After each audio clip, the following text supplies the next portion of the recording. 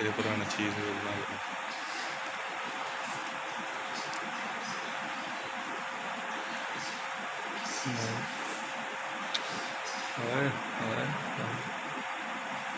multi colour में ये भी उसके साथ दुपट्टे में मोटे मारो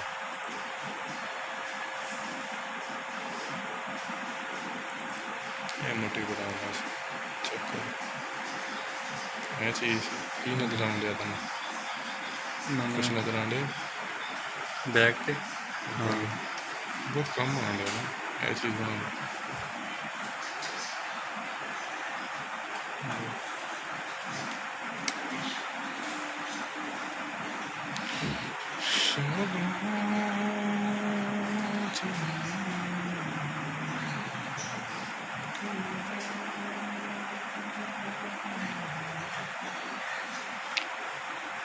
निकलना ब्रांड चले मैंने कुछ नहीं आता इस तरह तो बड़े बड़े पॉपुलर सारे एक पिक्चर चीज़ बड़ा लेवल का डिजाइन इस तरह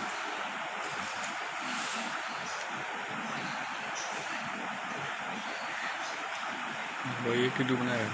ये बड़ी देर लग गया मैम का स्पेशल से यार सैंपल कटवाए हैं ना ऐसे सैंपल तो कटवाने तो मैम तेरी बेगम जेरी है कहेगी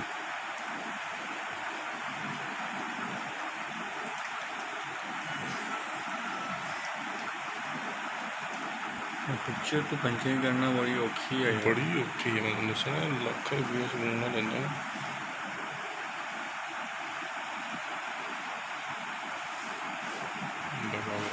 टाइम नहीं गुजर गया तुम सही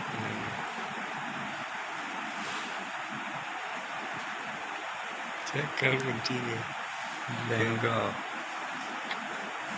बहुत प्यारी है यार फ्लावर चेक कर बड़ी मेहनत हुई बाबा एक मिनट रोका बाकी बाद चुका लगा लहंगा बहुत प्यारा लहंगा ऊपर वाली शेप बड़ी प्यारी है बाबा ऊपर कितना बनेगा मैक्सी बनी मैक्सी अच्छा बड़ी बड़ी दी थी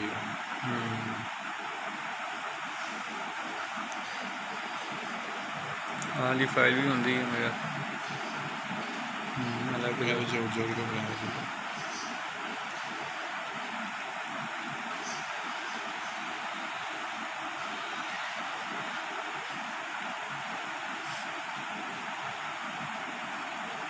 बड़ी मेहनत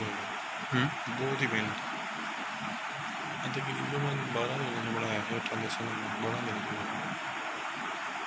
पर स्टार्ट बन गया है ना जरा ये लेवल्स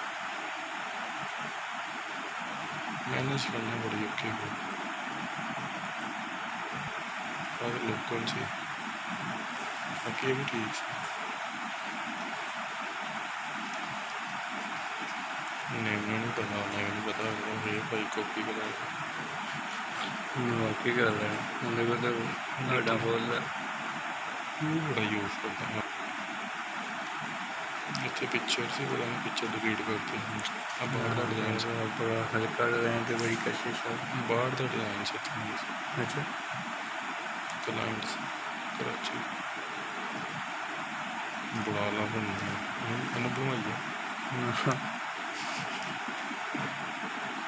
तू नहीं काम करना हिसाब ला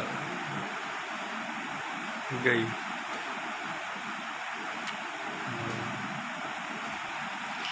चलने विजिट तक चले ऑनलाइन दिता मैंने शादियाँ के किन्नी स्टिच सी 2-2.5 लाख एक दी सी साड़ी लहंगे की खास 5-6 हज़ार 6,000 आ जाएगी 8,000 आ जाएगी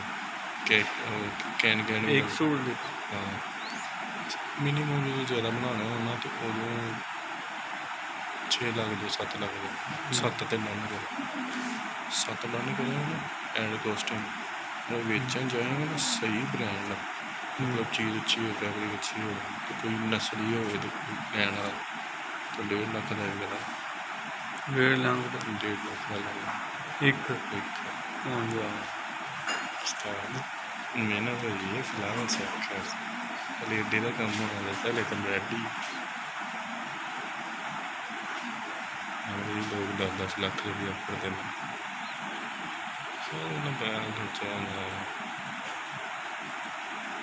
मेरे बड़े अच्छे डिजाइन से यार नॉर्मल ने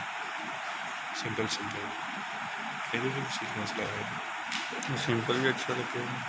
सीख मसला है गुलाब मैं सिंपल जो डिटेल देना है आ चेक कर लोगो बनाया ਠੀਕ ਹੈ यार दोस्त से उन्हें क्या पंच